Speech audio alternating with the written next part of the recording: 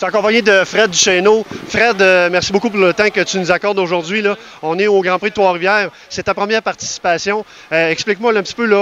Évidemment, c'est Dominique Fugère qui t'a approché pour participer. Je pense qu'il a mis un peu de pression. Oui, il a mis beaucoup de pression, je te dirais, étant donné que je suis le seul trifluvien. Il voulait que je sois là pour représenter la ville de Trois-Rivières.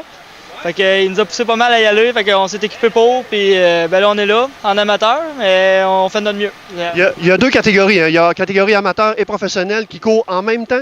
En fait, il y a trois catégories. Il y a amateur 450cc, la cylindrée du moteur, pro 450cc, puis il y a une classe light qui appelle, c'est 250cc pour les plus jeunes ou ceux qui sont moins habitués. Moi en fait j'embarque dans le 450 amateur, étant donné que c'est ma première course là-dedans. Fait que c'est pour ça que je voulais pas m'embarquer dans la pro puis numéro au monde non plus. Fait qu'on s'est mis amateur puis déjà là je trouve ça assez dur, je te dirais. Est-ce que tu as eu la chance d'essayer la moto avant même d'embarquer sur la piste? Oui, on est allé pratiquer 3 fois. J'aurais aimé pratiquer plus, mais étant donné le fait qu'il fallait modifier une moto en conséquence, j'ai juste eu la chance de pratiquer 3 fois ici à Saint-Célestin sur la piste de karting.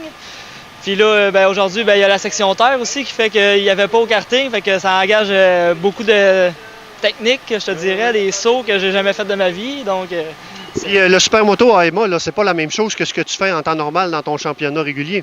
Non, en fait, moi, je fais de l'ovale sur terre battue. Mais là, supermoto, ça se trouve à être une section asphalte.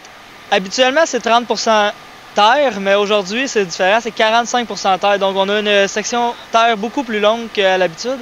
Fait que c'est beaucoup plus technique pour moi, tandis que j'ai pratiqué beaucoup mon asphalte en pensant que c'était ça le trip. Puis finalement, là, je me fais avoir avec des sauts et de la terre. Fait que c'est beaucoup plus dur pour moi. Parle-moi des sauts, justement. Je te dirais que va falloir je me gonfle le chest, je me ferme les yeux puis que j'aille en ligne droite parce que c'est des pas peu de sauts. Ouais, hein? Ça a été un gars de motocross qui a préparé les sauts, qui a configuré la section terre, les sauts. Donc lui, ça l'énerve pas, mais moi, je vais te dire que ça me stresse un peu les sauts. Oui, c'est ça. Le cœur se ramasse plus haut dans ce temps-là. Oui, c'est ça. Parle-moi un petit peu du comportement de la moto. Comment se comporte la moto jusqu'à maintenant? Là, en fait, c'est sûr, c'est différent parce qu'on a des pneus slick. Et évidemment, des suspensions un petit peu plus rigides pour une meilleure adhérence. Fait que c'est sûr, c'est un autre trip complètement quand on arrive dans la terre. Sur l'asphalte, c'est beaucoup adhérent. Ça se manœuvre assez bien. Mais rendu dans la terre, on n'a pas de crampons, donc c'est comme être sur une glace. Là, fait que c'est dur.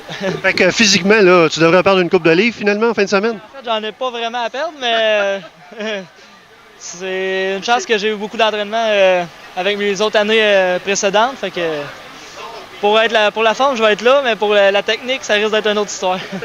Écoute, Fred, bonne chance et puis bon week-end ici même au Grand Prix de Trois-Rivières. Merci. Merci.